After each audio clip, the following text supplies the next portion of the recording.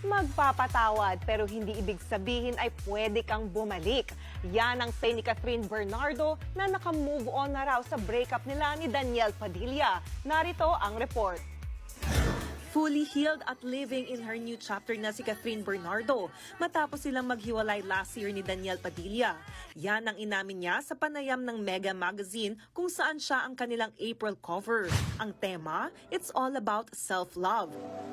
Say ni Catherine, nakatulong sa kanya ang healing process ang pagbalik tanaw kasamang ilan sa mga mahal niya sa buhay. Nitong March 26 lang na i-celebrate ng aktres ang kanyang 28th birthday sa isang yacht party kasamang ilan niyang kaibigan. Mapapansing looking fresh at blooming dyan si Kat. Pag-amin naman na aktres, naranasan din niya lahat ng klase ng sakit kasunod ng hiwalayan nila ni DJ. Pero tuloy lang daw ang laban, kaya sinikap din ni Catherine na hindi maapektuhan ang kanyang trabaho. Ayaw niya rin daw magmukhang pa-victim sa breakup. Share pa ng A Very Good Girl star, mas nag-focus na lang siya sa brighter side kasama ang mga taong nagstay sa tabi niya. Nagpaka-busy rin daw siya para mag-heal.